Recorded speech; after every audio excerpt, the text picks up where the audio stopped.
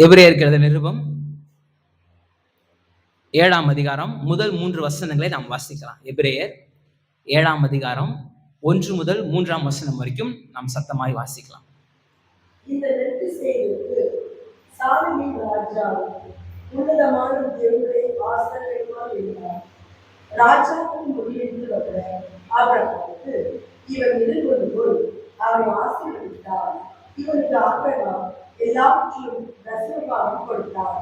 இவனுடைய முதல் பெயராகிய வெற்றி செய்தி என்பதற்கு நீதியின் ராஜா என்றும், பின்பு சாலமோன் ராஜா என்பதற்கு சமாதானத்தின் ராஜா என்றும் அர்த்தமாகும். இவன் தகப்பனும் தாயும் வம்ச வரலாறும் இல்லாதவன். இவன் நாட்களும் துவக்கமும் ஜீவன் முடிவும் உடையவரால் தேவனை குமாரனுக்கு ஒப்பானவரால் என்றென்றைக்கும் ஆசாரியனாக நிலைத்திருக்கிறான். எபிரேயர் எழுதின நிருபத்தை தான் நம்ம தொடர்ந்து நாம் தியானித்துக் கொண்டு வருகிறோம். கிறிஸ்தவ விசுவாசத்தின் மேன்மையை குறிக்கும் போதிக்கும் எபிரேய நிருபம் என்ற தலைப்பில் தான் இதை நம்ம பார்த்துட்டு வரோம்.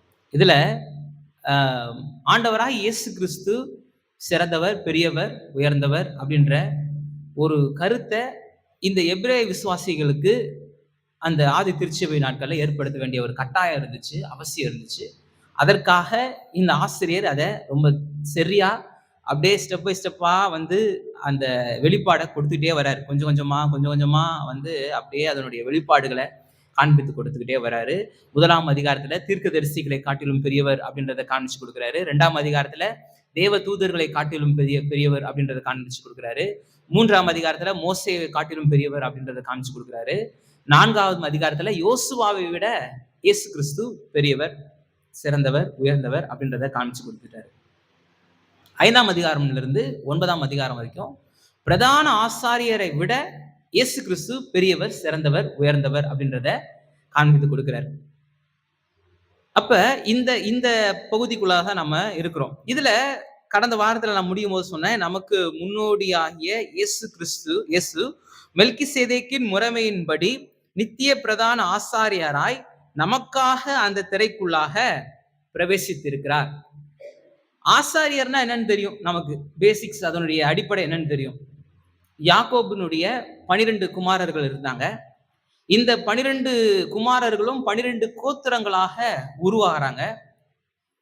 இவங்க எகிப்து அடிமைத்தனத்திலிருந்து திரும்பவும் கர்த்தர் மீட்டு கொண்டு தேசமாய் உருவாகும் பொழுது 12 இடங்கள்ல கொடுக்குறாரு. இதுல வந்து லேவியுடைய பங்கு இல்லை அப்படின்ட்டு கொடுத்துட்டாங்க. யோசேப்பினுடைய குமாரராகிய எப்ராயிம், மனாசேவை உள்ள சேர்த்து யோசேப்புக்கு 2 பங்கு வருது. மொத்தம் லேவிக்கு 1 இல்லை, யோசேப்புக்கு 2 வருதுனால யோசேப்புடைய இது வந்து எப்ராயிம், மனாசே என்ற அந்த இதுல வந்துடுது. மொத்தம் 12 பகுதிகளாக பிரித்து 12 பெரிய கோத்திரங்களாக இஸ்ரேல் தேசம் உருவாகுது. இதுல இந்த லேவியர்களுக்கு பங்கு கிடையாதுன்னு சொல்லிட்டு ஆண்டவர் சொல்லிட்டாரு. ஏன்னா இவங்க கர்த்தருக்காக பிரித்தெடுக்கப்பட்டவர்கள். அந்த பிரித்தெடுக்கப்பட்ட அந்த அனுபவத்தை கொடுக்கணும் அப்படின்ற சில காரியங்களை கற்றுக் கொடுக்கறதுக்கு இதை செய்யறாரு. ஒரு கோத்திரத்தை தனக்காக எடுத்துக்கிறாரு, தனக்காக அவரு பிரித்து வைக்கிறாரு. இதுக்கு இந்த லேவியர்களுக்கு பாத்தீங்கன்னா பங்கு இல்லைன்ட்டு பார்த்தா கூட ஒவ்வொரு இடத்துலயும் இவங்களுக்கு இருக்கு. நீங்க கூட்டி கழிச்சு மொத்தமா லேண்ட் சர்ஃபேஸ் எடுத்து ஒன்னா வச்சு பாத்தீங்கன்னா லேவியர்களுக்கு அதிகமா வரும்னு நினைக்கிறேன். ஏன்னா யூதா கோத்திரத்துக்கு ஒதுக்கப்பட்ட இடத்துலயும் லேவியர்களுக்குன்னு சில பட்டணங்களை கொடுக்குறாங்க. இசக்கார் கோத்திரத்துக்கு ஒதுக்கப்பட்ட இடத்துலயும் லேவி கோத்திரத்துக்கு ஒரு சில பட்டணங்களை கொடுக்குறாங்க. இப்படி மீதி இருக்கிற 11 கோத்திரத்திலையும் இருக்கிற ஒதுக்கப்பட்ட இடங்களுக்கும் லேவியர்களுக்கு பங்கு இருக்கு. எல்லா இடங்களிலும் இவங்க பரவி இருக்கிறாங்க. ஒரு குறிப்பிட்ட இடத்துல மாத்திரம் இல்லை. ஒவ்வொருத்தரும் இப்ப காலை ஒரு இடத்துல இருக்கிறாரு, அவங்களுக்குன்னு ஒரு தனி இடம் ஒதுக்கப்பட்டிருக்கு. ஒவ்வொரு கோத்திரத்துக்கும் ஒவ்வொரு தனி இடம் ஒதுக்கப்பட்டிருக்கு. எருசலேம் வந்து பென்யமீன் கோத்திரத்துல ஒதுக்கப்பட்டிருந்தது. இது நம்ம இந்த புதிய ஏற்பாடு வேத பாடத்துல நம்ம பார்த்தோம். எருசலேம் பென்யமீனுடைய அந்த கோத்திரத்துக்கு ஒதுக்கப்பட்ட இடத்துல தான் எருசலேம் பட்டணம் இருக்கு. இப்படி இருந்துச்சு. இந்த லேவி கோத்திரத்துல இருந்து ஆசாரியர்கள் பிரித்து எடுக்கப்படுறாங்க. 12 கோத்திரத்திலிருந்து 1 பிரித்து எடுக்கிறாரு. அந்த லேவி கோத்திரத்திலிருந்து ஆசாரியர்கள் அப்படின்ட்டு ஒரு குரூப்பை செலக்ட் பண்றாரு. இந்த ஆசாரியர்கள்ல இருந்து பிரதான ஆசாரியர் தேர்ந்தெடுக்கப்படுறாரு. இதுக்கு நிறைய முறைகள் இருக்கு, நிறைய காரியங்களை இது பண்ணும். எவ்வளவு நேரம் அவங்க தூங்கணும், எவ்வளவு நேரம் முழிச்சிருக்கணும், என்ன சாப்பிடணும்ன்ற அளவுக்கு அவங்களுக்கு இது இருக்கு. எத்தனை வார்த்தைகள் பேசணுன்ற அளவுக்கு அவங்களுக்கு கட்டுப்பாடு இருக்கு. சும்மாலாம் அவங்க லொடலொடன்னு நம்மள மாரிலாம் பேசிட்டு இருக்க மாட்டாங்க. நம்மளன்னா என்னைய சொல்லிக்கிறேன். சும்மா இஷ்டத்துக்குலாம் பேசிட்டு இருக்க மாட்டாங்க. ஒரு குறிப்பிட்ட அளவு தான் பேசுவாங்க. ஒரு குறிப்பிட்ட வார்த்தைகள் தான் அவங்க ஒரு நாளைக்கு இவ்வளவு தான் பேசணுன்ற அளவுக்கு கட்டுப்பாடு இருக்கு. அப்ப எந்த அளவுக்கு கட்டுப்பாடு இருக்குன்னு பார்த்துக்கோங்க. தண்ணிய குடிச்சா கூட எந்த விதத்துல குடிக்கணுன்ற அளவுக்கு கட்டுப்பாடு இருக்கு. அவ்வளவு கட்டுப்பாடோடு கூட இருக்கிறவங்க தான் பிரதான ஆசாரியர். இப்ப இந்த எபிரேய விசுவாசிகளுக்கு இவங்க நான் சொன்ன மாரி யூத பாரம்பரியத்துல இருந்து இவங்க வந்திருக்கிறாங்க. இஸ்ரவேல் பாரம்பரியத்துல வந்திருக்காங்க. இவங்க தீர்க்கதரிசிகள் பெரிய ஆளா நினைச்சிட்டு இருந்தாங்க. இந்த ஆசிரியர் சொல்லிட்டாரு, இந்த தீர்க்கதரிசிகளை காட்டிலும் இயேசு கிறிஸ்து பெரியவர், சிறந்தவர், உயர்ந்தவர்ன்றத காமிச்சிட்டாரு. இதே மாதிரி தூதர்கள், யோசுவா, மோசே இப்படி எல்லாத்தையும் காமிச்சிட்டாரு. இப்ப அடுத்தது யார் இருக்கா? இந்த பிரதான ஆசிரியர்கள் இவங்களுக்கு பெரிய ஆளு. பிரதான ஆசிரியர்கள் சொல்றது வேத வாக்கு. அவங்க தேவனுடைய ரெப்ரசன்டேட்டிவா அவங்க இருக்கிறாங்க. இவங்களுக்கும் தேவனுக்கும் ஒரு மத்தியஸ்தராய் அறியப்பட்டவங்க இந்த பிரதான ஆசிரியர்கள் தான். அவங்க தான் என்ன பண்றாங்க? திரைக்குள்ள போறாங்க.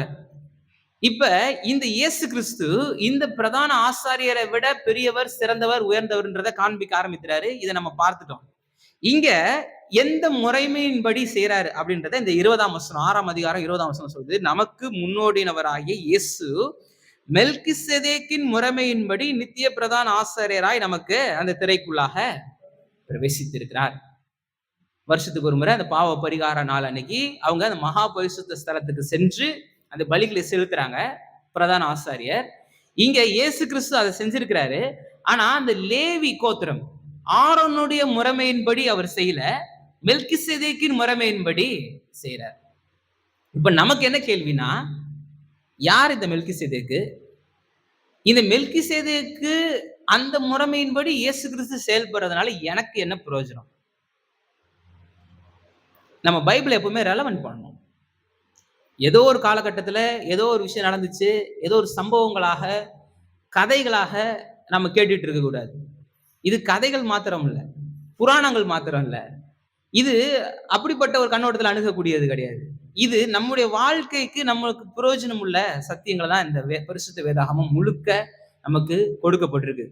இப்ப ஆண்டவர் மெல்கிசேதேக்கின் முறைமையின்படி அவர் பிரவேசிக்கிறார் அப்படின்னா, அதனால நமக்கு என்ன ஆசீர்வாதம்? நம்ம நமக்கு அதுல என்ன கற்றுக்கொள்கிறோம்? என்ன ஆசீர்வாதத்தை நம்ம பெற்றுக்கொள்கிறோம்? மெல்கிசேதேக்கின் முறைமை நமக்கு என்னென்ன ஆசீர்வாதங்களை கொடுக்குது அப்படின்றத நம்ம தெளிவா நம்ம பார்க்க போறோம். நான் சொன்னேன் முன்னாடி இதுக்கு சொல்லும்போது மெல்கிசேதேக்கு குறித்து நம்ம கொஞ்சம் ஆழமா பார்ப்போம். ரொம்ப பைபிள்ல ரொம்ப இன்ட்ரெஸ்டிங்கான கேரக்டரு அப்படின்ட்டு நான் சொன்னேன். ஏன்னா இவரை பத்தி தானே ரொம்ப குறிப்பே கிடையாது. ஆதியாகமத்துல 14ஆம் அதிகாரத்துல ஒரு 3 வசனத்துல இருக்கு. அப்புறம் அங்கிருந்து அப்படியே பாத்தீங்கன்னா சங்கீதத்துல 110ஆம் சங்கீதத்துல ஒரு வசனம் இருக்கு. மெல்கிசேதேக்கின் முறைமையின்படிதான் இயேசு கிறிஸ்து வருவாருன்ட்டு சொல்லப்பட்டிருக்கு. அதுக்கப்புறம் சொல்லப்படுற ஒரே புக்கு எபிரேய நிருபம் தான். எபிரேய நிருபத்துல தான் இந்த மெல்கிசேதேக்கை குறித்து ஒரு பெரிய ஒரு டீச்சிங் நமக்கு கொடுக்கப்பட்டிருக்கு.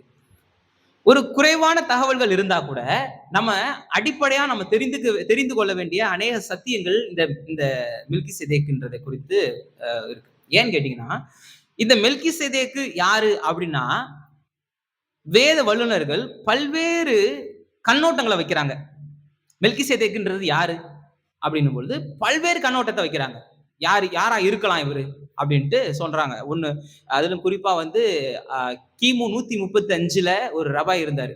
கிறிஸ்து பிறப்பதற்கு முன்பாக யூத மக்களுக்கு மத்தியில ஒரு ரபாய் இருந்தார். அவர் பேர் இஸ்ராயல் என்ற ரபாய் என்ன சொல்றாரு, இந்த மெல்கிசேதேக்குன்றவர் சேம் தான் மெல்கிசேதேக்கா இருக்கிறாரு. நோவாவுடைய குமாரர் இருக்காங்கல்ல, காம், சேம், யாபேத் இருக்காங்கல்ல, இதுல இந்த சேம் தான் மெல்கிசேதேக்கா இந்த இடத்துல வராரு அப்படின்றத அவரு சொல்றாரு. சில ஆதாரங்கள் அதுக்கு கொடுக்குறாரு. மார்ட்டின் லூத்தரும் என்ன பண்றாரு, அதை ஒத்துக்கிறாரு. ஒருவேளை இருக்கலாம் அப்படின்ட்டு. ஏன்னா பெரியவன் சிறியவனால ஆசீர்வதிக்கப்படுறான். அப்போ ஆபிரகாமுடைய மூதாதையர், ஏன்னா ஆபிரகாம் சேமுடைய வம்சத்தை சேர்ந்தவர் தான். இன்னொன்னு நல்லா தெரிஞ்சுக்கோங்க, நம்ம பைபிள் கேரக்டர்ஸ் வாசிக்கும் பொழுது இவரெல்லாம் செத்து போயிட்டாரு அதுக்கப்புறம் தான் அவர் வராருன்னு நினைக்க கூடாது. உதாரணத்துக்கு சொன்னா நோவா வந்து ஆபிரகாமுக்கு கிட்டத்தட்ட 50 வயசு கிட்ட இருக்கும்போது தான் நோவாவே மரிக்கிறாரு. ஏன்னா நோவா கிட்டத்தட்ட 800 வருஷம் அவருடைய லைஃப் ஸ்பேன். அன்னைக்கு அது ஏன் அப்படி நடந்துச்சு அதெல்லாம் நான் சொல்லியிருக்கேன். ஓசன் லேயர் வந்து அதோட லேயர் இன்னைக்கு ரொம்ப சின்ன லேயரா இருக்குல்ல. இன்னைக்கு ஃபுல்லுமே இந்த ஆக்சிஜன் பிராணவாயு வந்து அதிகமா இருந்துச்சு. அதனால நம்ம டிஷ்யூஸ் வந்து இறக்குறது வந்து கம்மி. இப்ப நமக்கு ஒரு நாள்ல வந்து எத்தனையோ கோடிக்கணக்கான டிஷ்யூஸ் வந்து ஒரு நிமிஷத்துல கூட சொல்றாங்க, ஒரு மணி நேரத்துல கோடிக்கணக்கான டிஷ்யூஸ் வந்து மரிக்குது. புது டிஷ்யூஸ் என்ன ஆகுது, வருது. புது செல்கள் வந்து உற்பத்தி ஆகுது. இது வயசாக வயசாக என்ன ஆகுது, குறையுது. அதனாலதான் நமக்கு ஒரு முதுமைன்ற ஒரு இது வருது. அன்னைக்கு ஆக்சிஜன் அதிகமா இருந்ததுனால, பிராணவாயு அதிகமா இருந்ததுனால அந்த செல்கள் வந்து மறிக்கல. அதனால பல ஆண்டுகள் இருந்தாங்க. சேம் கிட்டத்தட்ட 600 வயசுக்குள்ள இருந்தாரு. அப்ப ஆபிரகாம் 175 வயசு தான் இருந்தாரு. கிட்டத்தட்ட ஆபிரகாமுடைய வாழ்க்கையில நாட்கள்ல வாழ்ந்தவர் சேம். அதனால சேம் இருந்ததுனால ஒருவேளை ஒரு சேம் இருக்கலாம். காம் சேம் யாபேத்துல இந்த சேமா இருக்கலாம் அப்படின்ட்டு இந்த ரபாய் இஸ்ராயல்ன்றவர் ஒரு கூற்ற சொல்றாரு. அது மாத்திரமல்ல, இவரை வந்து காம்னே சில பேர் சொல்றாங்க. ஏன் காம்னு சொல்றாங்கன்னா, கானானிய தேசத்துல தான், அந்த கானானியர்ல தான் ஏஸ்தியர், எபூசியர், கிர்காசியர்ன்ட்டு அந்த லிஸ்டே வருது. இதுல அந்த எபூசியர் அப்படின்ற எபூசியர் தான் வந்து அந்த அந்த இன்னைக்கு இருக்கிற இஸ்ரேல் இருக்கிற இடம், அந்த கானான்ல இருக்கிற பல்வேறு இனக்குழுக்கள்ல ஒருத்தவங்க தான் இந்த எபூசியர். இவர்கள் எல்லாருமே பாத்தீங்கன்னா கானானுடைய வம்சத்தை சேர்ந்தவர்கள். ஒருவேளை கானானுடைய வம்சாவளிகள் இருந்ததுனால இவங்க காமின் வம்சத்தை சேர்ந்தவர்கள், அப்படி வம்சத்தை சேர்ந்தவர் அப்படின்னு சொல்றது இல்லாம காமே இவரு தான் அப்படின்ட்டு கூட சில பேர் சொல்றாங்க. அதுவும் அந்த அளவுக்கு சரியான கூற்று மாதிரி தெரியல. இன்னும் சில பேர் வந்து ஆரிஜின், திருச்சபை பிதாவாகி ஆரிஜின் என்ன சொல்றாருன்னா, இவர் வந்து ஒரு ஏஞ்சல், இவரு ஒரு தேவதூதன் இவரு அப்படின்ட்டு அவர் சொல்றாரு. சிலர் என்ன சொல்றாங்க, இவர் வந்து மிகாவேல், இவரு தேவனுடைய பிரதான தூதர்களாகிய அதுல ஒருத்தராகிய மிகாவேல் தூதன் தான் இவரு அப்படின்றத சொல்றாரு. சில பேர் சொல்றாங்க இவர் தான் பரிசுத்த ஆவியானவருக்கு அடையாளமா இவர் வந்தாரு அப்படின்ட்டு சொல்றாங்க. திருச்சபையில பொதுவான கருத்து மெல்கிசேதேக்கு யாருன்னா இயேசு கிறிஸ்துன்ட்டு சொல்லிடுவாங்க. இது மாதிரி நிறைய கண்ணோட்டங்கள் இருக்கு. ஏனோக்குன்னுவாங்க, யோபுன்றாங்க, நிறைய பேரை சொல்லி இவர் வந்து இவர் தான் அப்படின்றாங்க. ஏன்னா இவரை பத்தி தானே சரியான ஹிஸ்டாரிக்கல் எவிடன்சஸ் இல்லாதனால அவங்களுடைய ரிசர்ச் ஏத்தபடி சொல்றாங்க. இதுல பிரதானமா சொல்றது, ரொம்ப திருச்சபையில சிலதுல நம்ம பெந்தகோஸ்தே திருச்சபையில கூட பிரதானமா போதிக்கிறது என்னன்னா, மெல்கிசேதேக்குன்றவரு இயேசு கிறிஸ்து, பழைய ஏற்பாடுல இயேசு கிறிஸ்து வெளிப்பட்டாரு, அந்த இயேசு கிறிஸ்து தான் மெல்கிசேதேக்கு அப்படின்ட்டு சொல்றாங்க. அது நிறைய விதங்களை ஒத்து போகுது. வேத வசனமும் நிறைய அதை காண்பித்து கொடுக்குது. நீங்க வாசி பாத்தீங்கன்னா இந்த வசனத்துல, இவனுக்கு ஆபிரகாம் எல்லாவற்றிலும் தசமபாகம் கொடுத்தான், இவனுடைய முதற் பேராகிய மெல்கிசேதேக் என்பதற்கு நீதியின் ராஜா அப்படின்னும் போது அது இயேசு கிறிஸ்து தான். இயேசு தான் நீதியின் ராஜா. சாலமின் ராஜா என்பதுக்கு அவர் தான், அதுதான் இயேசு கிறிஸ்துக்கு அது பொருந்தது. இவன் தகப்பனும் தாயும் வம்ச வரலாறும் இல்லாதவன், இவன் நாட்கள் துவக்கமும் ஜீவனின் முடிவும் இராமல் தேவனுடைய குமாரனுக்கு ஒப்பானவனாய் என்றென்றைக்கும். இப்பெல்லாம் படிக்கும்போது இயேசு கிறிஸ்து தான் போல இருக்கு அப்படின்னு நமக்கே என்ன பண்ணுது, தோணுது. ஆனா கிடையாது. அப்ப யார் தான்ப்பா இவரு? ஒன்னொன்னா சொல்லிட்டு இது கிடையாது அது கிடையாதுன்றியே, இப்ப யார் தான் இவரு அப்படின்ட்டு நம்ம கேட்கலாம்.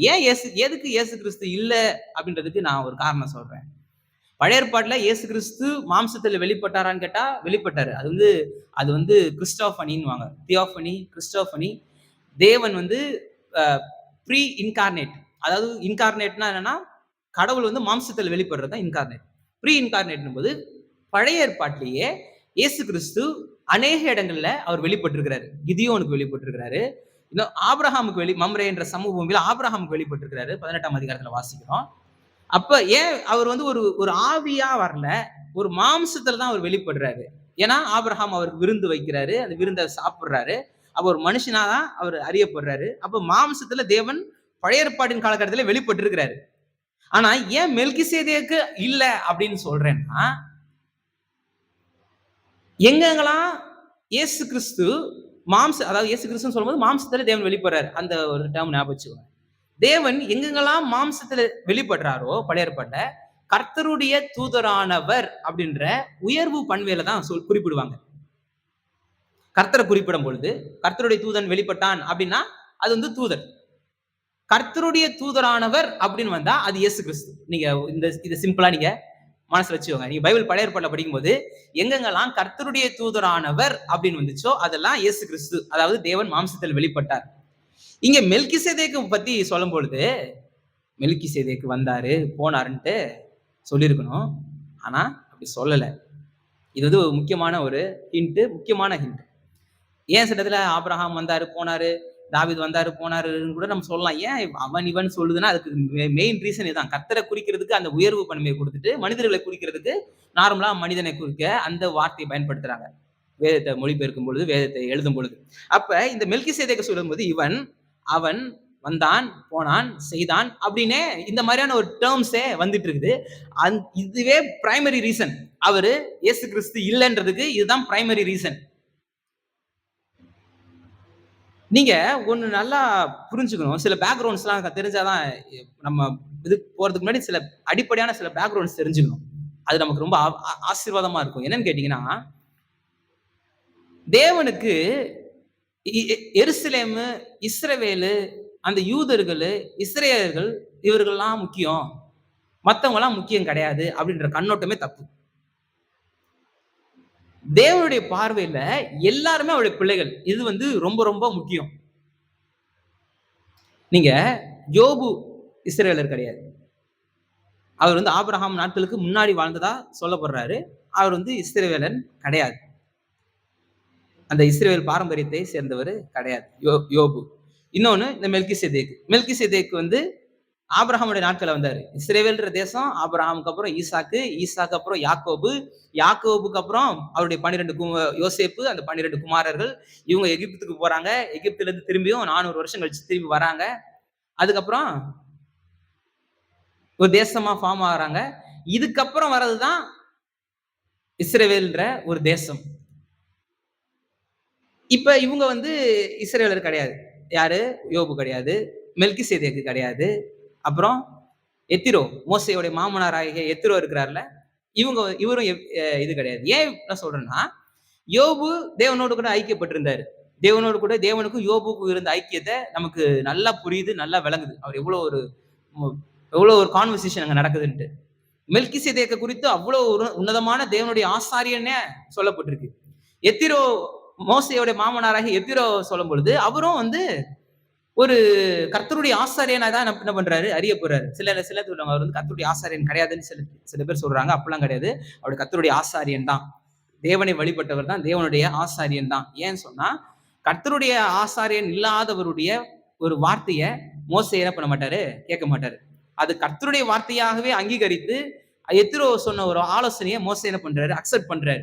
என்னன்னா அந்த அட்மினிஸ்ட்ரேஷன்ல நீ வந்து தனியா கஷ்டப்படாதப்பா, நிறைய பேரை சேர்த்துக்கோன்ட்டு ஒரு ஆலோசனையை வந்து எத்திரோ சொல்றாரு. அதை மோசே அக்செப்ட் பண்றாரு. இதுவே என்னன்னா அவர் வந்து ஒரு கர்த்தரை உண்மையாய் ஆராதித்த ஒரு ஆராதனை வீரன், ஒரு ஆசாரியன்றதை அங்க காண்பித்து கொடுக்குது. இன்னும் சொல்ல போனா எத்திரோன்ற பேரும் அது வந்து ஒரு அதாவது அவருடைய காரண பேர் கூட சொல்லலாம். அதாவது அவருடைய ஒரிஜினல் பேர் வந்து அது நம்ம ஒரு டீச்சிங்ல நம்ம பார்ப்போம். ஒரு ஒரிஜினல் பேர் என்ன அப்படின்றதெல்லாம் நம்ம பார்ப்போம்.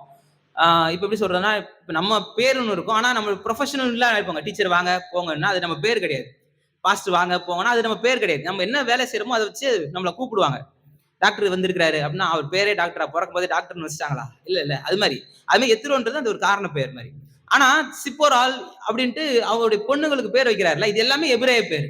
இதுல இருந்தே தெரியுது அவர் கர்த்தருடைய ஆசாரியன்ட்டு. இது இன்னும் பார்க்க போனீங்கன்னா பிலேயாம், கர்த்தருக்கு எதிராக செயல்பட்ட அந்த பிலேயாம் தீர்க்கதரிசி, அந்த பிலேயாமும் கர்த்தருக்கு உண்மையா இருந்தவன் தான். அவன் இஸ்ரவேலன் கிடையாது, இஸ்ரேல் கோத்திரத்தை சேர்ந்தவன் கிடையாது. ஆனா கர்த்தருடைய ஆசாரியனா எரிய போறான். எல்லாருக்கும் தெரிஞ்ச எலியா, அவர் திஸ்பியன், அவர் இஸ்ரவேலனே கிடையாது. எலியா தீர்க்கதரிசி இருக்கிறார்ல, அவர் திஸ்பியன், அவர் இஸ்ரவேலனே கிடையாது. அப்ப இஸ்ரவேல் கோத்திரத்தை சேர்ந்தவர்கள், இஸ்ரவேல் வம்சத்தை சேர்ந்தவர்கள் மாத்திரம் தான் கர்த்தருடைய பிள்ளைகள் அப்படின்ற கான்செப்டே தப்பு. பழைய ஏற்பாட்டிலேயே இஸ்ரவேல் கோத்திரத்துக்கு அப்பாற்பட்டவர்களும் கர்த்தருடைய பிள்ளைகளா இருந்திருக்கிறாங்க. இத்தனை எடுத்துக்காட்டு இருக்கு. இதுல நான் படிக்கும்போது எனக்கு ரொம்ப ஆச்சரியம் கொடுத்த ஒரு வசனங்கள்ல இது ஒண்ணு. ஆமோஸ் தீர்க்கதரிசி எழுதின புஸ்தகம் 9ஆம் அதிகாரம் 7ஆம் வசனத்துல பாத்தீங்கன்னா, ஆமோஸ் தீர்க்கதரிசி எழுதின புஸ்தகத்துல 9ஆம் அதிகாரம் 7ஆம் வசனத்துல, இஸ்ரவேல் புத்திரரே, நீங்கள் எனக்கு எத்தியோப்பியரின் புத்திரரை போல இருக்கிறீர்கள் அல்லவா என்று கர்த்தர் சொல்லுகிறார். நான் இஸ்ரவேலை எகிப்து தேசத்திலிருந்து, பெலிஸ்தரை கப்தோரில் இருந்து, சீரியரை கீரில் இருந்து கொண்டு வரவில்லையா? இப்ப நமக்கு ஒரு விடுதலை பயணத்தின் ஹிஸ்டரி தெரியும். இஸ்ரேல் ஜனங்களை எப்படி கர்த்தர் எகிப்திலிருந்து கானானுக்கு கொண்டு வந்தாரு அப்படின்ற இந்த விடுதலை பயணம் தெரியும். ஆனா கப்தோரிலிருந்து வந்த பெலிஸ்தரை பத்தி நமக்கு தெரியுமா? கீரிலிருந்து வந்த சீரியரை பத்தி நமக்கு தெரியுமா? வரலாறு இல்ல, எழுதப்படல. ஆனா கர்த்தர் செஞ்சிருக்கிறார். கர்த்தர் அவங்களுக்கும் கர்த்தரா இருந்திருக்கிறார். இதை மறந்துடவே கூடாது. பழைய ஏற்பாட்டுல வெறும் ஒரு குறுகிய நிலம் மக்களுக்கு, ஒரு சின்ன மக்களுக்கு மட்டும் தான் ஆண்டவர் வெளிப்பட்டாரு அப்படின்ற கான்செப்டே தப்பு. அவர் எல்லாருக்குமான ஆண்டவர், நேற்றும் இன்றும் என்றும் மாறாதவர். இயேசு கிறிஸ்து உலகத்தின் பாவத்தை சுமந்து தீர்த்த தேவாட்டுக்குட்டியா இருக்கிறாரு. சுவிசேஷம் உலகமெங்கும் அறிவிக்கின்றாரு. அப்ப பழைய ஏற்பாட்டை நான் கொஞ்சமா வச்சுக்கிறேன், புதிய ஏற்பாட்டு வந்து பெருசா எல்லாருக்கும் போட்டோம்னு வச்சாரு. அப்படிலாம் கிடையாது. எப்போதும் ஒரே மாதிரி தேவன் தான். அவர் எல்லாருக்கும் அவர் தான் தேவன், எல்லாருக்கும் அவர் தான் ஆண்டவர். அப்ப இந்த ஒரு இதை நம்ம மறந்துடவே கூடாது. அதனால இந்த மெல்கிசேதேக்குன்றவர் ஒரு மனுஷன். ஆனா அவர் வந்து ஒரு ஆசாரியனா இருக்கிறாரு, ஒரு ராஜாவா இருக்கிறாரு. அதுதான் இங்க முக்கியம். மெல்கிசேதேக்கின் முறைமைனா அது ஆரோனுடைய முறைமை கிடையாது, லேவியனுடைய முறைமை கிடையாது. ஏன்னா இஸ்ரவேலர்களுக்கு கொடுக்கப்பட்ட காரியம் என்னன்னு கேட்டீங்கன்னா, அவங்க ராஜ்யமும் ஆசாரியத்துவமும் ஒரே ஆள்கிட்ட இருக்கக்கூடாது. நீங்க வீட்டுல போய் வாசிங்க. 2 நாளாகமத்தின் புஸ்தகம் 26ஆம் அதிகாரம் 16ஆம் வசனத்திலிருந்து 20ஆம் வசனம் வரைக்கும் நீங்க வாசிங்கன்னா, 2 நாளாகமம் 26, 16லிருந்து 20 வரைக்கும் வீட்டுல போய் வாசிங்க. அதாவது இது வந்து தண்டனைக்குரிய குற்றம். ஒரு ஆசாரியன் ராஜாவாகிறது, ஒரு ராஜா ஆசாரியன் ஆகிறது, ஆசாரியனுடைய வேலை செய்யறதுன்றது தண்டனைக்குரிய குற்றம். உதாரணத்துக்கு சவுல் என்னைக்கு பலி செலுத்தினாரோ, ஒரு ஆசாரியனை போல தன்னை காண்பித்து, ஒரு பரிசுத்தவனாய் தன்னை காண்பித்து என்னைக்கு சவுல் ராஜா பலி செலுத்தினாரோ, அன்னைக்கே உன்னை ராஜ்ய பாரம் எடுக்கப்பட்டுச்சு என்று அன்னைக்கே கர்த்தர் வாக்கு கொடுத்துட்டாரு. அப்ப இது வந்து தண்டனைக்குரிய குற்றம். ஆனா இயேசு கிறிஸ்து அவர் ராஜா, அவர் ஒரு ஆசாரியர். இது வரைக்கும் புரியுதா? கூடவே வரீங்களா? இது வரைக்கும் புரியுதா? மெல்கிசேதேக்கு ஒரு மனுஷன் தான், ஒரு கானான் தேசத்தை சேர்ந்த மனுஷன் தான். நீங்க இன்னும் பாத்தீங்கன்னா யோசுவாவின் புஸ்தகத்துல 10ஆம் அதிகாரத்துல முதல் வசனத்துல அதோனிசேதேக் ஒரு ராஜாவை பத்தி வரும். அதோனிசேதேக் இதுவும் எபிரேய பேரு. அதாவது இஸ்ரேல் ஜனங்கள் எகிப்திலிருந்து விடுதலை ஆகிட்டு வந்து கானானுக்குள்ள போறாங்க. அந்த எபூசிய நகரமாகிய எருசலேம் தான் எபூசிய நகரம். அதுல வராங்க. அங்க ஒரு ராஜா இருக்கிறாரு, அவர் பேரு அதோனிசேதேக்குன்னு வருது. மெல்கிசேதேக்கு எப்படி பார்வோன்ற ஒரு பேர் வருதுல, ராஜாக்களுக்கு அந்த பேர் வர மாதிரி தொடர்ந்து அந்த பாரம்பரியத்தில் வந்தவங்களுக்கு சேதேக் என்ற பேரு வருது. இந்த மெல்கிசேதேக்கினுடைய அப்படியே அதனுடைய வழி வந்தவர் இந்த அதோனிசேதேக். இவங்களாம் யாரான்னு பார்த்தா கானானிய வம்சத்தை சேர்ந்தவங்க. அப்ப நம்மளுடைய பார்வையில கானானியர்களை கர்த்தர் துரத்தி விட்டாரு, கர்த்தருக்கு அருவருப்பானவர்கள் அப்படி இப்படி நினைக்கிறோம். ஆனா அங்கேயும் கர்த்தருக்கு பிரியமானவர்கள் இருந்திருக்கிறாங்க, அங்கேயும் கர்த்தரை நேசித்தவர்கள் இருக்காங்க, கர்த்தரால் நேசிக்கப்பட்டவர்கள் அங்கேயும் இருந்திருக்கிறாங்க. அதோனிசேதேக்குன்றதே எபிரேய பேரு தான். வரலாற்று ஆராய்ச்சியாளர்கள் சொல்றாங்க திருப்பி இதுக்கும் நீதி உள்ள கர்த்தர் அப்படின்றத அறிவிக்கிறதா அதோனிசேதேக் அப்படின்ற அந்த அதோனாய் அப்படின்ற வார்த்தைலாம் இருக்குல்ல, அவர் மகா பெரியவர், துதிக்கு பாத்திரர், இது மாதிரியான அர்த்தம்லாம் அந்த அதோனாய் என்ற வார்த்தை எபிரேய வார்த்தை இருக்கு. அதோனாய் சேதேக் அப்படின்ட்டு கர்த்தரை ஆராதிக்கிறவர், கர்த்தருக்கு மகிமை செலுத்தக்கூடிய ராஜா அப்படின்ற அர்த்தத்தோடு கூட ஒரு ராஜா இருக்கிறாரு. அப்ப இந்த ஒரு விஷயத்த நல்லா தெரிஞ்சுக்கோங்க. சில நபர்கள் மாத்திரம்தான் கர்த்தருக்கு நெருக்கமானவர்கள், நாம தூரமானவர்கள்ன்ற எண்ணமே தப்பு. நம்ம எல்லாருமே கர்த்தருக்கு பிரியமானவர்கள். இது ஒரு முதலாவது விஷயம். இப்ப இந்த மெல்கிசேதேக்கு குறித்து நம்ம பார்த்தோம் அப்படின்னா, வசனம் என்ன சொல்லுது? அவர் சாலமின் ராஜா, உன்னதமான தேவனுடைய ஆசாரியன், ஆபிரகாமுக்கு எதிர்கொண்டு போய் ஆபிரகாமை ஆசீர்வதித்தவர், கர்த்தருடைய பந்திக்கு நம்ம ஆசீர்வதித்தவங்கள இன்னைக்கு கர்த்தருடைய பந்திக்கு முன்னடையாளமாக அந்த அப்பத்தையும் திராட்சை ரசத்தையும் கொடுத்து அவருக்கு ஆபிரகாமுக்கு கொடுக்கிறாரு. ஆபிரகாமிட்ட இருந்து காணிக்கைகளை பெற்றுக்கொள்றாரு. பெரியவன் சிறியவனால் ஆசீர்வதிக்கப்படுறான் அப்படின்ற அளவுக்கு இப்ப இந்த மெல்கிசேதேக்க ஒரு பெரிய ஆளா காண்பிக்கிறாரு. மெல்கிசேதேக் அப்படின்னும் போது பைபிள் எக்ஸ்பிளைன் இட் செல்ஃப்ன்ற மாதிரி பைபிளே ரொம்ப தெளிவா நீதியின் ராஜா அப்படின்ட்டு ரொம்ப தெளிவா அவரை பத்தி அறிவிக்குது. அப்புறம் சமாதானத்தின் ராஜா சாலேம்னா அன்னைக்கு இருந்த எருசலேம்னா சாலேம், அந்த சாலேமின் ராஜா, சமாதானத்தின் ராஜா அப்படின்ட்டு ஒரு அறிவிக்கப்படுறாரு. எப்பவுமே கர்த்தருடைய நீதியும் கர்த்தருடைய சமாதானத்தையும் ஒன்று பிரிக்க முடியாது. என்றைக்கு கர்த்தருடைய நீதியை பெற்றுக்கொள்றோமோ அப்பதான் கர்த்தருடைய சமாதானத்தை நாம பெற்றுக்கொள்றோம். இதை நம்ம கரெக்டா நம்ம புரிஞ்சுக்கணும். சமாதானம்னா அதுல எந்த விதமான குறைவும் இல்லை, எந்த விதமான நஷ்டமும் இல்லை, எல்லாம் நிறைவா இருக்கிறதா சமாதானம். சமாதானம்னா 2 பேர் சண்டை போட்டுருந்தாங்க, இப்ப சமாதானம் ஆயிட்டாங்க, அந்த சமாதானம் கிடையாது. ஷலோம்னா அதுக்கு அதனுடைய அர்த்தம் வந்து ரொம்ப பெருசு, அதனுடைய வீரியம் பெருசு. ஷலோம்னு சொல்லும் பொழுது நத்திங் லெஸ், நத்திங் புரோக்கன், எதுவுமே நஷ்டம் அடையவில்லை, எதுவுமே குறைவுபட்டு போகவில்லை, எல்லாம் நிறைவாய் கர்த்தர் நம்மளை வழி நடத்துகிறார். யெகோவா ஷலோம்னா ரொம்ப பெரிய வார்த்தை அந்த வார்த்தை. அப்ப நீங்க சங்கீதத்தின் புஸ்தகம் 85ஆம் சங்கீதத்தை எடுத்துக்கோங்களேன். 85ஆம் சங்கீதத்துல 10ஆம் வசனம். சங்கீதம் 85:10. கிருபையும் சத்தியமும் ஒன்றை ஒன்று சந்திக்கும், நீதியும் சமாதானமும் ஒன்றை ஒன்று முத்தம் செய்யும். நீதியும் சமாதானம் ரெண்டும் பாருங்க, ஒண்ணு பிரியவே இல்லை, ரெண்டும் சேர்ந்தே வருது. இன்னும் ஏசாயா தீர்க்கதரிசியின் புஸ்தகம் 32ஆம் அதிகாரம் 17ஆம் வசனம். ஏசாயா 32:17.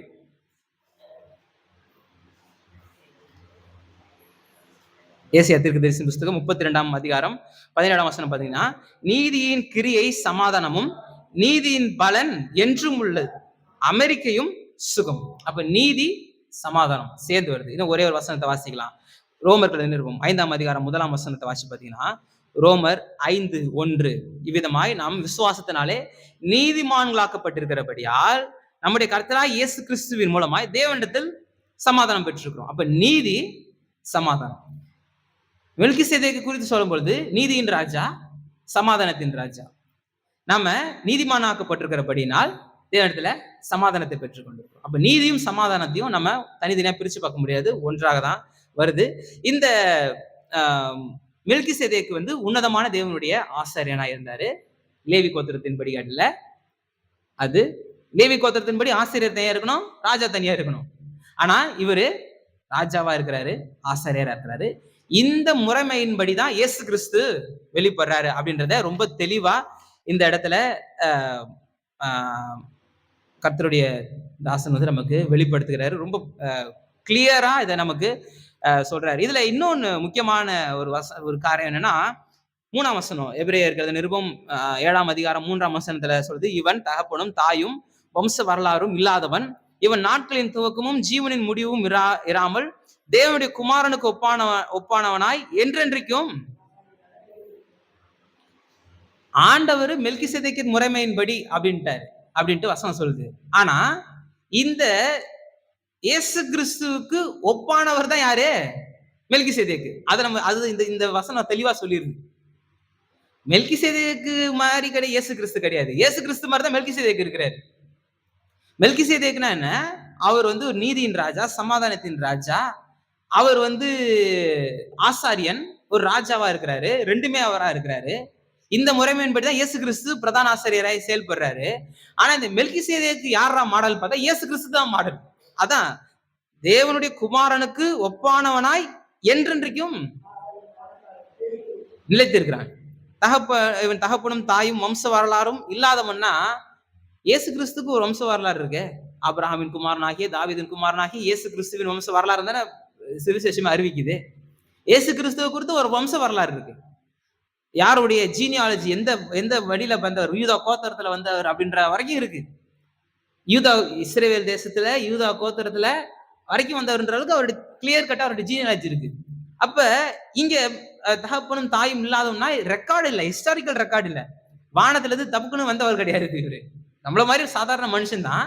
இப்ப யோபுவோட அப்பா அம்மா இல்லைன்ற பேர் குறிப்பிடப்படலைன்றதுனால யோபு வானத்துல இருந்து குதிச்சவர் சொல்றோமா? இல்ல. அதே போலதான் இங்க இல்ல அப்படின்னா ரெக்கார்டு இல்லை. ஆனா அவரு சாதாரண ஒரு நம்ம போல ஒரு மாம்சத்துல இருந்த மனுஷன் தான். இயேசு கிறிஸ்து கிடையாது, பரிசுத்த ஆவியானவரும் கிடையாது, ஒரு நார்மலான ஒரு மனுஷன் தான் அப்படின்றத நம்ம எப்போதுமே மறந்துடக்கூடாது. இதை நம்ம தெளிவா வச்சுக்கணும். இந்த தியோஃபனி, கிறிஸ்டோபனி, இது மாதிரியான அந்த தியாலஜிக்கல் டேர்மை நம்ம எப்போதுமே மறந்துடக்கூடாது. ரொம்ப முக்கியமான ஒரு விஷயமா இருக்கு. இப்ப இந்த மெல்கிசேதேக்கின் முறைமையினால நாம என்ன ஆசீர்வாதம் பெற்றுக்கொண்டிருக்கிறோம்? இது எப்படிப்பட்ட ஆசீர்வாதத்தை நமக்கு தருது? இவ்வளவு நேரம் மெல்கிசேதேக்கை பத்தி கேட்டோம். யாரு இவரை பத்தி தெரிஞ்சு என்னுடைய வாழ்க்கையில என்ன பிரயோஜனம் ஆக போகுது அப்படின்ற மாதிரி யோசிக்காதீங்க. இப்ப இவரை பத்தி தானே ஒரு ஹோல் வியூ கிடைச்சிருக்கும், ஒரு நல்ல ஒரு வியூ கிடைச்சிருக்கும், ரொம்ப தெளிவா அது கிடைச்சிருக்கும். இப்ப இந்த நீதியின் ராஜா, சமாதானத்தின் ராஜாவாகி இந்த மெல்கிசேதேக்கை பற்றி தெரிந்துக்கிறது எதுக்குன்னா, இந்த எபிரேய நிருபத்துல முழுக்க சொல்லும் பொழுது இயேசு கிறிஸ்து பெரியவர், சிறந்தவர், உயர்ந்தவர் அப்படின்னு காண்பிக்கிறதே எதுக்குன்னு கேட்டா, நம்மள கர்த்தர் எப்படி பெரியவராய், சிறந்தவர்களாய், உயர்ந்தவராய் கர்த்தர் மாற்றி இருக்கிறாருன்னு காமிக்கிறதுக்கு தான் இயேசு கிறிஸ்துவ காண்பிக்கிறாரு எபிரேய நிருபத்தின் ஆசிரியர். நம்மளை எப்படி ஒரு உயர்வாய் இப்படிதான் உண்டாக்கப்பட்டிருக்கிறோம். மனுஷன் எல்லாவற்றையும் ஆளுகை செய்யும்படியாய், எல்லாவற்றையும் அவன் ஒரு கட்டுப்படுத்தி எல்லாவற்றையும் சரியான விதத்துல கொண்டு செல்கிறவனாய் கர்த்தர் வந்து என்ன பண்றாரு, உண்டாக்கி இருக்கிறார். ஒரு ராஜா போல உண்டாக்கி இருக்கிறாரு. கர்த்தரோடு கூட இடைப்படுகிற ஒரு ஆசாரியனை போலதான் கர்த்தரு உண்டாக்கி இருக்கிறாரு. முதலாவது மனுஷனை அப்படிதான் உண்டாக்குனார். தம்முடைய சாயலின்படியும் தன்னுடைய ரூபத்தின்படியும் மனுஷனை உண்டாக்கி இருக்கிறாரு. அப்படி உண்டாக்கப்படும் பொழுதே இந்த ராஜாவின் குணமும் ஆசாரியனின் குணமும் நம்ம தனித்தனியா பார்த்த இந்த குணங்கள் முதலாவது மனுஷனுக்குள்ளாக இருந்துச்சு. ஆனா மனுஷன் தன்னுடைய ஆளுகையும் இழந்து போயிட்டான், தன்னுடைய ஆசாரியத்துவத்தையும் என்ன பண்ணிட்டான், இழந்து போயிட்டான். கர்த்தர் இடத்துல நெருங்க முடியல. இப்ப என்ன பண்ணுது, அவன் ஒண்ணு விளைச்சா வேற ஒண்ணு முளைக்குது. இப்ப ஆளுகை இல்ல. புரியுதா? முதலாவது மனுஷன் என்னைக்கு பாவத்துக்குள்ள வந்துட்டானோ அவன் இப்ப ஒரு நல்ல விஷயத்தை விதைச்சா முள்ளு முளைக்குது. அப்ப ஆளுகை என்ன பண்ணுச்சு, எடுபட்டு போயிருச்சு. கர்த்தரோடு கூட நெருங்க முடியல. இப்ப ஆசாரியத்துவமும் என்ன பண்ணுச்சு, எடுபட்டு போயிருச்சு. இப்ப இந்த இயேசு கிறிஸ்து நமக்கு இந்த ஆளுகையும் தராரு, கர்த்தருடைய ஆசாரியத்துவத்தையும் நமக்கு தராரு. நம்ம எல்லாருமே கர்த்தருடைய ராஜ்யத்தை நிர்வகிக்கும் ஆளுகையை பெற்றவர்களாகவும் கர்த்தரை ஆராதிப்பவர்களாகவும் இம்மையிலையும் நம்மளை வழி நடத்துகிறாரு, மறுமையிலையும் வழி நடத்துறாரு. இதுதான் நமக்கான பெரிய ஆசீர்வாதம், பெரிய நம்பிக்கை. நாம் ராஜாக்கள், நாம் ஆசாரியர்கள். எடுத்துக்கலாம். வெளிப்படுத்தல் புஸ்தகத்துல 1ஆம் அதிகாரம் 6ஆம் வசனத்துல பாத்தீங்கன்னா, வெளிப்படுத்தல் 1ஆம் அதிகாரம் 6ஆம் வசனத்துல, நம்மிடத்தில் அன்பு கூர்ந்து நமது இரத்தத்தினாலே நம்முடைய பாவங்களை கழுவி தம்முடைய பிதாவாகிய தேவனுக்கு முன்பாக நம்மை ராஜாக்களும் ஆசாரியர்களும் ஆக்கின அவருக்கு மகிமையும் வல்லமையும் என்றென்றைக்கும் உண்டாயிருப்பதாக. நீங்க கடைசி அதிகாரங்களை வாசிங்கன்னா, ஆட்டுக்குட்டியானவர் சிங்காசனத்துல உட்கார்ந்தார். ஆட்டுக்குட்டியானவர் பொழுது உலகத்தின் பாவத்தை சுமந்திருத்து தேவனுக்கு முன்பாக எப்படி ஒரு ஆசாரியன் அந்த பழுதற்ற ஆட்டின் ரத்தத்தை கொண்டு போய் வைக்கிற ஒரு ஆசாரியனை போல ஒரு ஆசாரியனாவும் இருக்கிறாரு, ஒரு ஆளுகிற ராஜாவையும் சிம்மாசனத்துல இருக்கிறாரு. அப்படின்றது அந்த இடத்துல இயேசு கிறிஸ்துவை குறித்து ஒரு பிக்சர் காமிக்கிறாங்க. அவர் ராஜாவும் ஆசாரியருமாய் இருக்கிறாரு அப்படின்றத காண்பிக்கிறாங்க. இங்க நாமும் அந்த ராஜாக்களும் ஆசாரியர்களுமாய் மாற்றப்பட்டு இருக்கிறோம். இழந்து போயிட்டோம். முதலாவது மனுஷன் அதை இழந்து போயிட்டான். முதலாம் ஆதாம் அதை இழந்து போயிட்டாரு. 2ஆம் ஆதாமாகிய கடைசி ஆதாமாகிய இயேசு கிறிஸ்து இழந்து போன அந்த ஆளுகையும் அந்த ஆசாரியத்துவத்தையும் நமக்கு திரும்ப தந்திருக்கிறாரு. நீங்க ராஜாக்கள், நீங்க ஆசாரியர்கள். நீங்க தான் ராஜாக்கள், நீங்க தான் ஆசாரியர்கள்.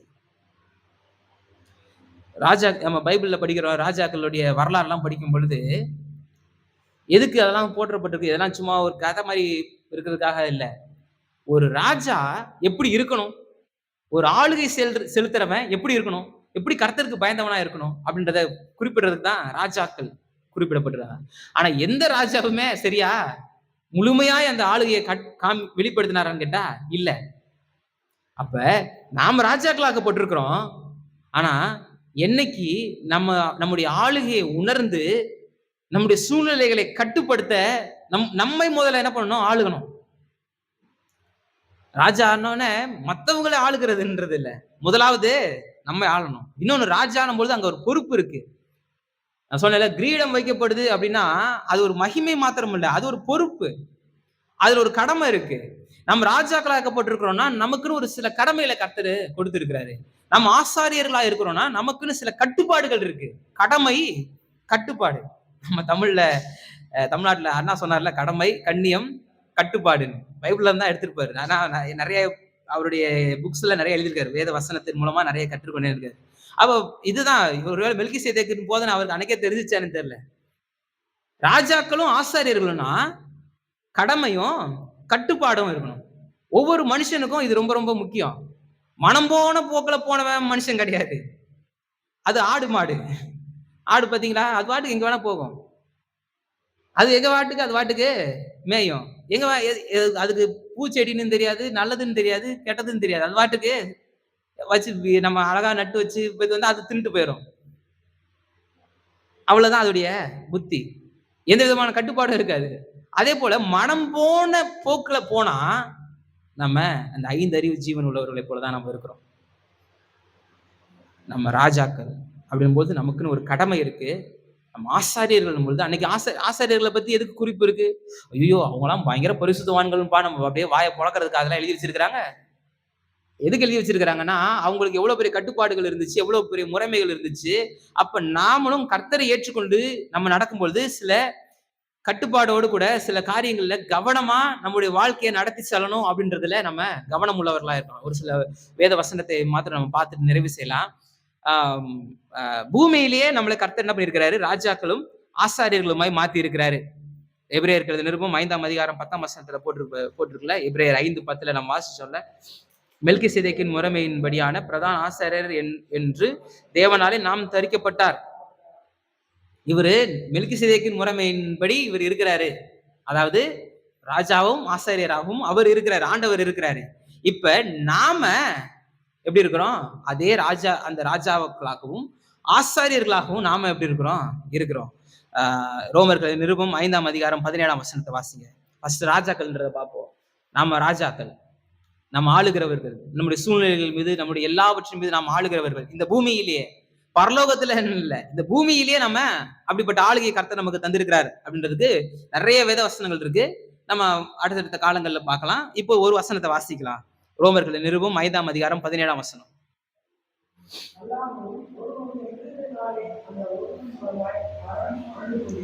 ஆதாமின் மூலமாய் மரணம் ஆண்டு கொண்டிருக்க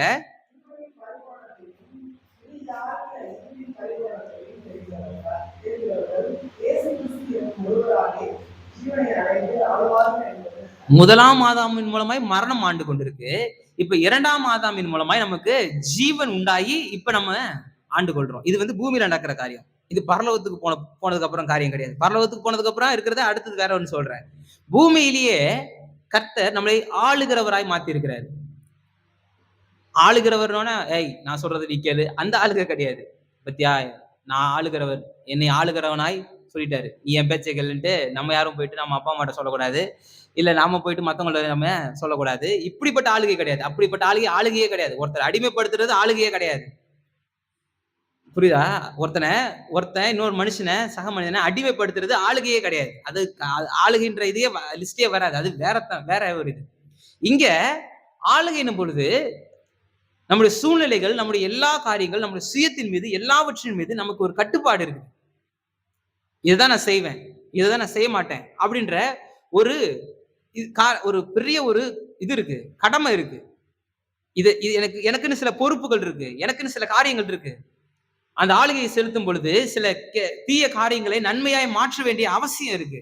பிரச்சனைகளை சரி செய்ய வேண்டிய அதிகாரம் இருக்கு. கர்த்தர் உங்களை ராஜாக்களாய் மாத்தி இருக்கிறார் அப்படின்னா, உங்க வாழ்க்கையில இருக்கிற தீமையான காரியங்களை நீங்க நன்மையாய் மாற்ற முடியும். இதுதான் அந்த ஆளுகை. தீமை இருக்கு, பிரச்சனை இருக்கா, அதிகாரத்தை எடுத்து பயன்படுத்துங்க. கர்த்தர் கொடுத்த அதிகாரத்தை எடுத்து நீங்க என்னைக்கு பயன்படுத்துறீங்களோ, நீங்க ராஜாக்களாய் நீங்க என்ன பண்ணுவீங்க? ஆளுகை செய்வீங்க.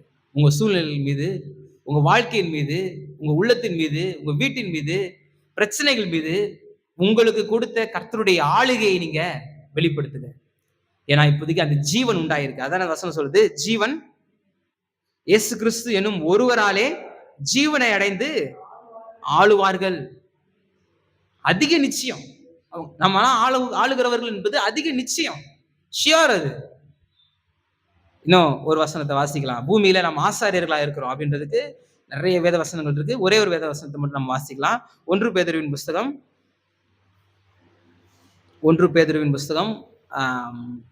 2ஆம் அதிகாரம் 5ஆம் வசனத்தை வாசி பார்த்தீங்கன்னா,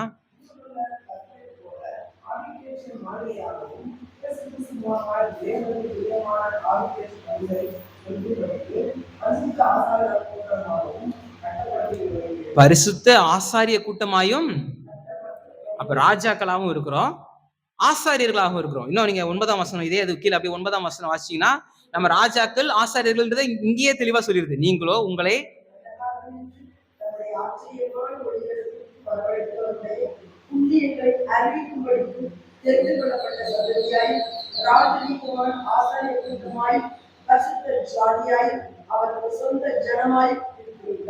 அப்ப பரிசுத்த ஜனமாய் ராஜரிகமான ஆசாரிய கூட்டமாய் இருக்கிறோம். அப்ப இந்த பூமியிலேயே நம்ம ஆளுகிறவர்களா இருக்கிறோம். இந்த பூமியிலேயே நம்ம கர்த்தரை ஆராதிக்கிறவர்களாய், கர்த்தரை மகிமைப்படுத்துகிறவர்களாய், கர்த்தரிடத்துல கிட்டி சேர்கிறவர்களாய் இப்ப நம்ம மாறி இருக்கிறோம். ஏன் அப்படின்னா, பரலோகத்துல அதுதான் நம்ம செய்ய போறோம். பரலோகத்துக்கு நம்மளுடைய நித்திய வாழ்வில நம்ம எப்படி இருக்கிறோமோ, அதுக்கு நிழலாட்டமான வாழ்வு தான் இந்த பூமிக்குரிய வாழ்க்கை.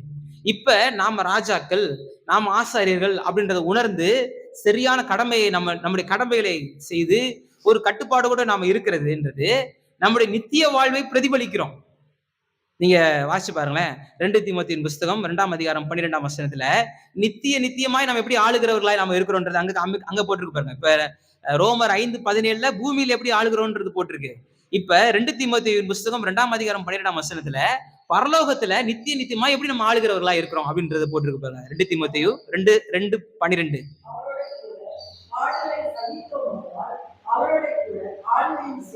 இப்ப இந்த பூமியில நம்ம பாடுகளை சகித்தா அவரோடு கூட ஆளுகையும் செலுத்துவோம்.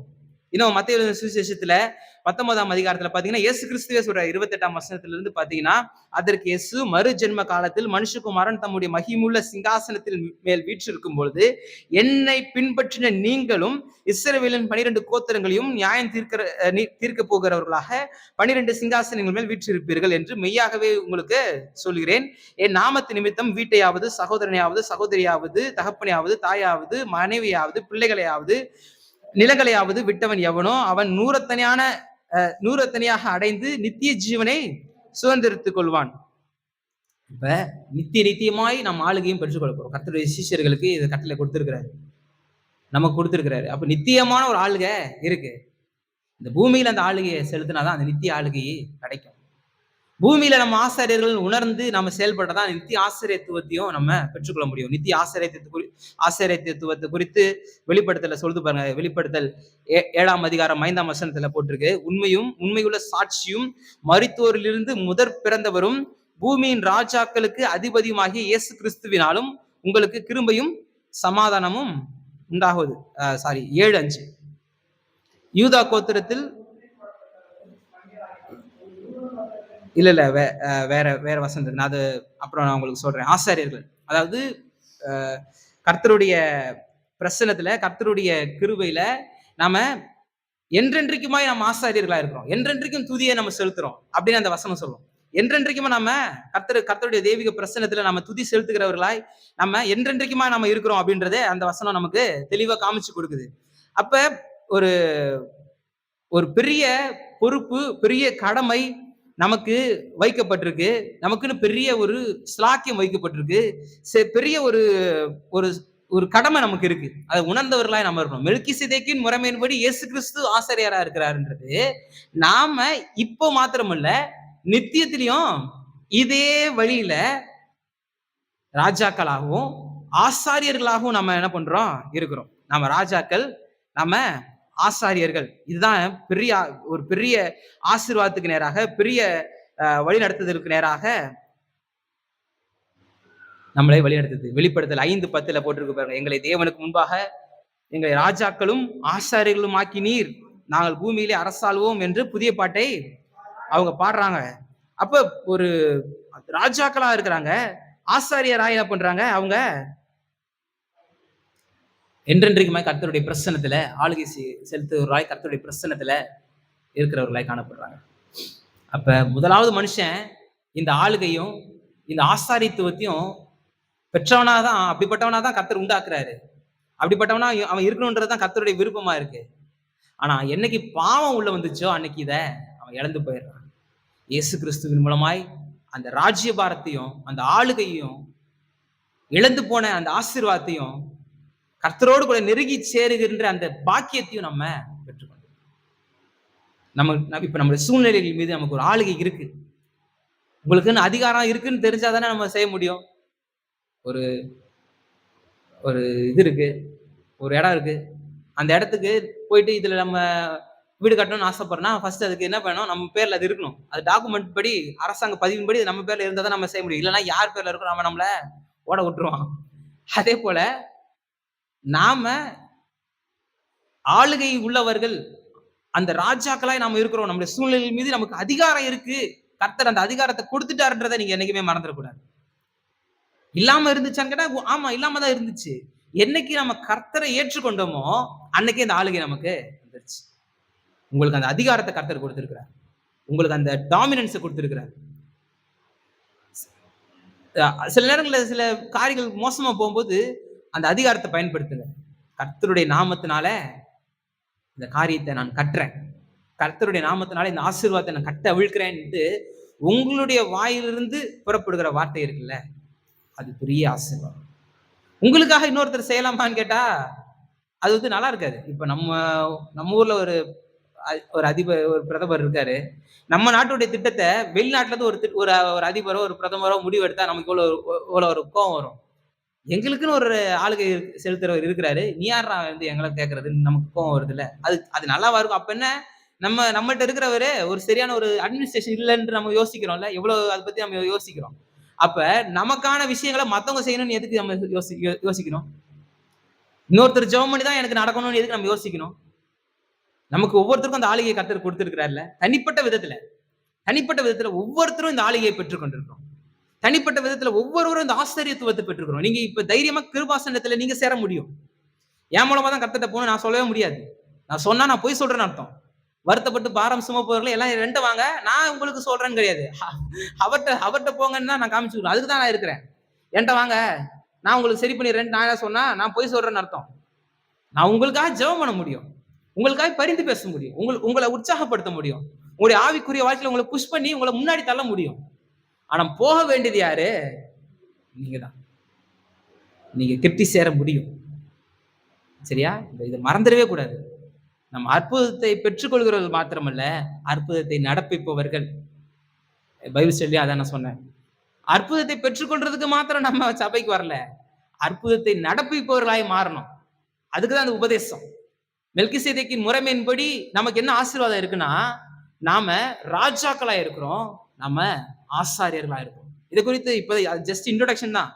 இன்னும் இத பற்றியான பெரிய இது இருக்கு. வெளிப்படுத்தல் 1:6 இருக்குல்ல. ராஜாக்களும் ஆசாரியர்களும் ஆக்கிறீர் அப்படின்போது அது பெரிய ஒரு சத்தியம் அது. ரொம்ப தனியா எடுத்து போதிக்க வேண்டிய சத்தியம். ஆனா அதோட அடிப்படை ஒண்ணே ஒண்ணுதான். நீங்க ராஜாக்கள், ஆளுகை செலுத்தக்கூடியவர்கள், நீங்க ஆசாரியர்கள். கர்த்தரிடத்துல கிட்டி சேரக்கூடியவர்கள். கர்த்தருடைய பிரதிநிதியாய் போகக்கூடியவர்கள். கர்த்தரிடத்துல கிட்டி நெருங்கக்கூடியவர்கள். கர்த்தருடைய பிரசன்னத்துல நிற்கக்கூடியவர்கள் நீங்க. அப்படின்றத என்றைக்கும் மறக்காதீங்க. உங்களுக்கான பொறுப்பு, கடமை, உங்களுக்கான கட்டுப்பாடுகள். ஆசிரியர்களுக்கு சில கட்டுப்பாடுகள் இருந்துச்சு. நமக்கும் இருக்கு. சில காரியங்களை செய்யக்கூடாது. சில காரியங்களை பண்ணக்கூடாது. கர்த்தருக்கு விரோதமாய் நம்ம செயல்படக்கூடாது. இப்படிப்பட்ட கட்டுப்பாடுகள் இருக்கும்போது தான் நம்ம உண்மையான ஆசிரியர்களாய் நம்ம இருக்கிறோம். நாம் அனைவரும் எழுந்து நிற்கலாம்.